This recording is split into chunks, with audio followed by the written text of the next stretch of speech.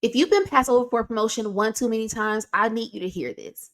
It's not because you're not talented, and it's not because you're not working hard enough. There's a hidden reason this keeps happening, and we need to talk about it.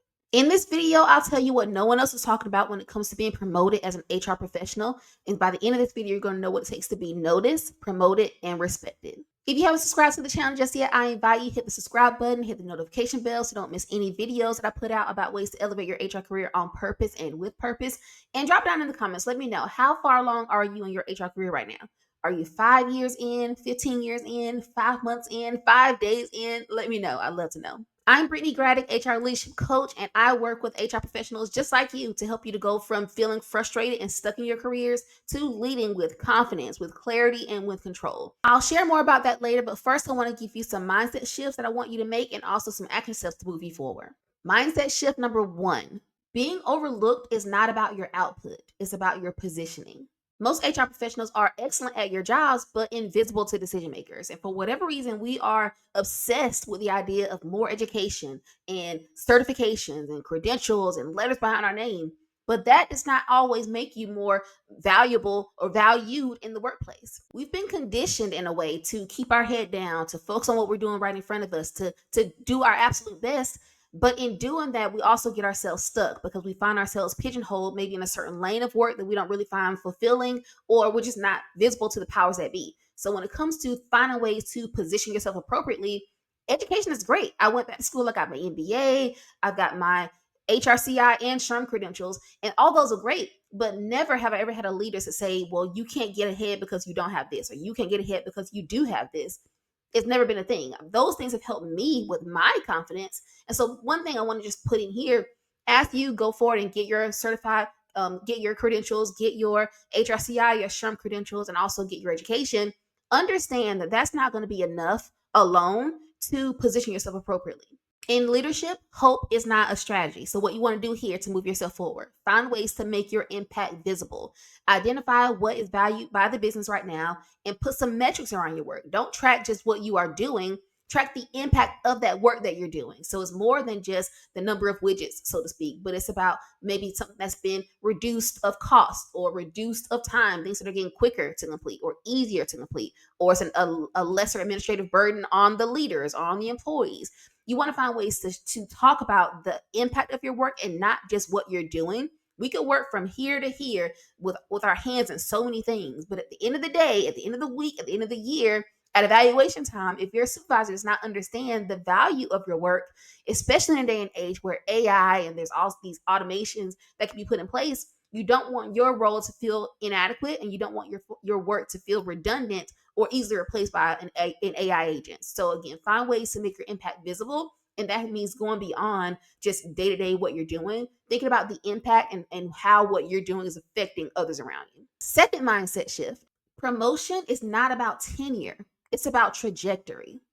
Now, this might be true for every occupation, for every industry, but I only know HR industry in terms of career growth. So I'm only going to speak to that.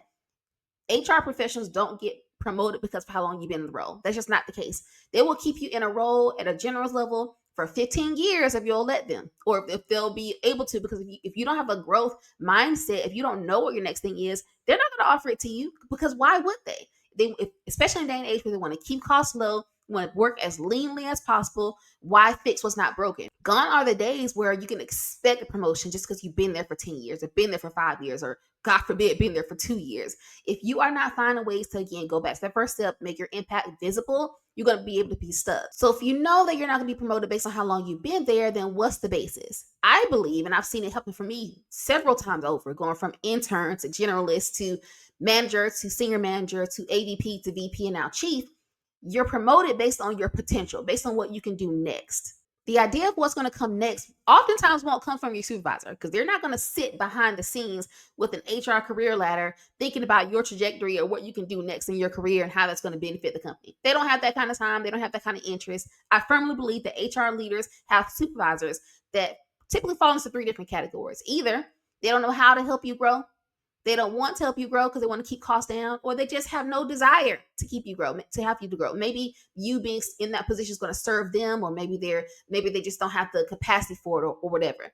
But you can't use that as a reason to stay stuck or to just job hop and hope that you're going to be able to make it successful somewhere else. I firmly believe, and I will stand on this square for the rest of my life, I firmly believe that God can bless you wherever you are.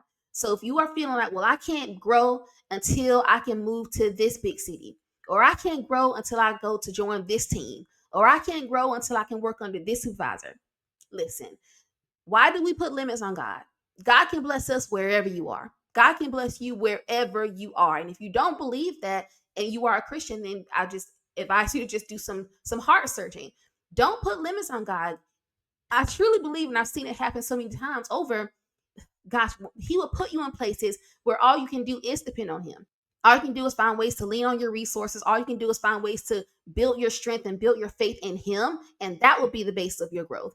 But again, you can't keep your head in the sand. You can't not be visible. You can't not find ways to do the work for yourself, because gosh, you have to put your faith in action. But still, like, don't feel like you're in a position right now where you can't grow, or you can't grow until. Change that mindset completely. It's not based on how long you've been there or based on where you are right now. It's based on what you can do next, your potential, and what your next steps will be.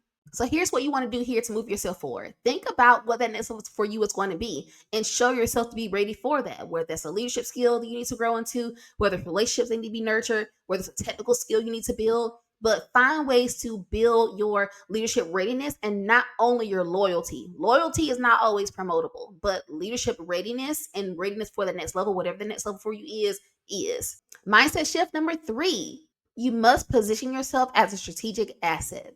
If you're still seen as an administrative support, an order taker, you won't be invited to the leadership table. Getting stuck in the weeds and being the best recruiter or the best benefits administrator or the best payroll processor is not going to be enough, because again, when you're thinking about things that AI can replace, which AI can replace a lot of transactional work, that's not the work that's going to keep you safe in your career moving forward. We have no idea where the industry is going to take us, where the world is going to take us in the next 10, 15 years. But one thing that I believe wholeheartedly is that we will need people who will be able to tie people strategy to business strategy. So thinking about ways that you can link the work that you do to the work that the business is already valuing.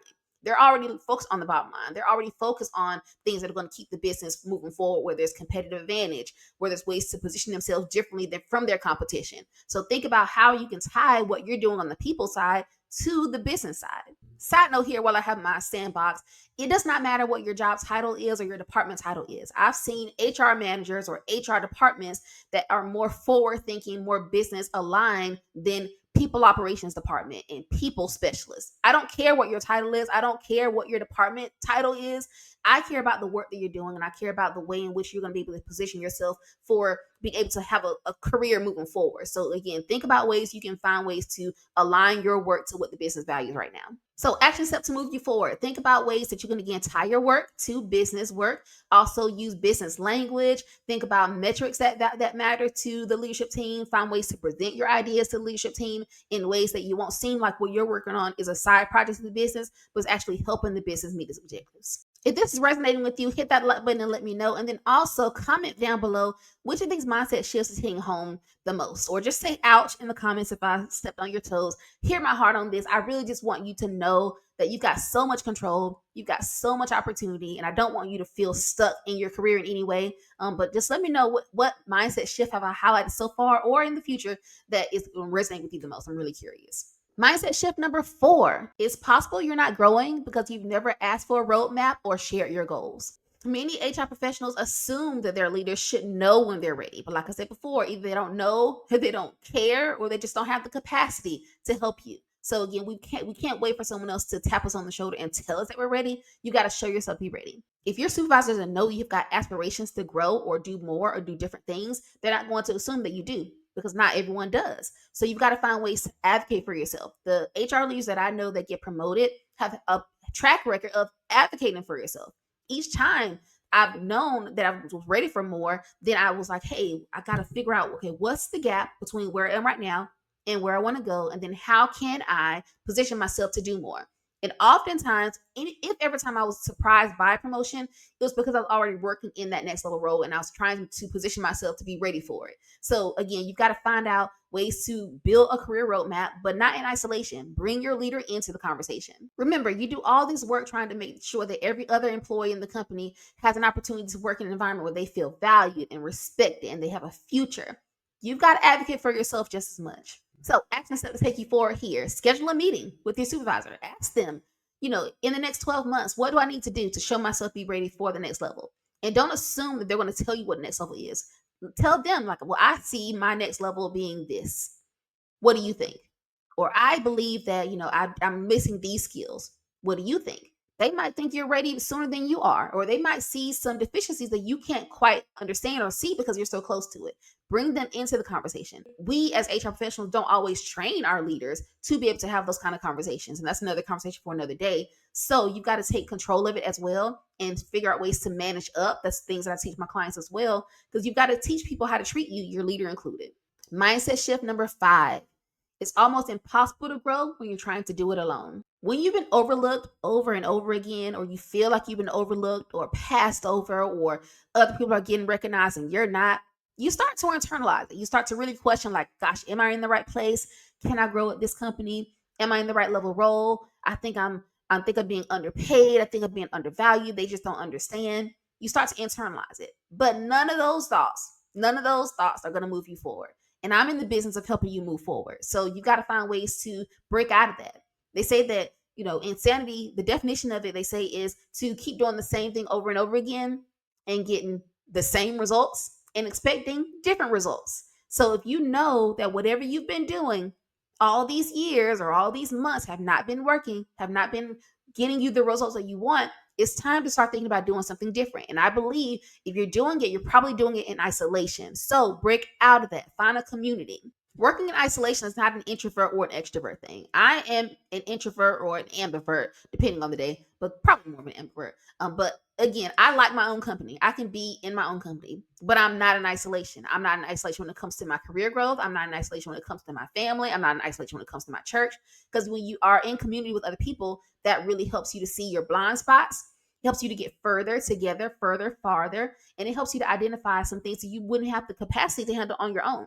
So ask yourself to move you forward here. Get into community. Find spaces, whether it's online, whether it's in person, whether it's your local SHRM chapter, whether it's joining my community. Find ways to build around like-minded people who are forward focused, who are growth minded. Because again, if you are trying to do things in isolation, it's going to be that much more difficult and nearly impossible to get ahead.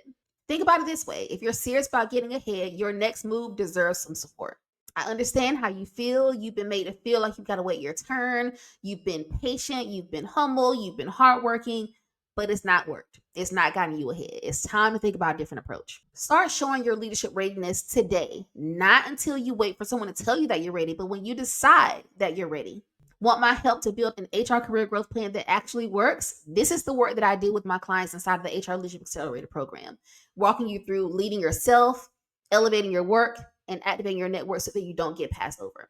Comment down below with the words HR career success, and I'll send you a link to book a one-on-one call to apply to work for me, and we can talk through one-on-one about where you are right now, what your goals are, and what you have a desire to do as well. The idea of a career growth plan specifically for an HR professional can seem a bit daunting. So watch this video next to learn my step-by-step process to put your own plan together, and I'll see you there.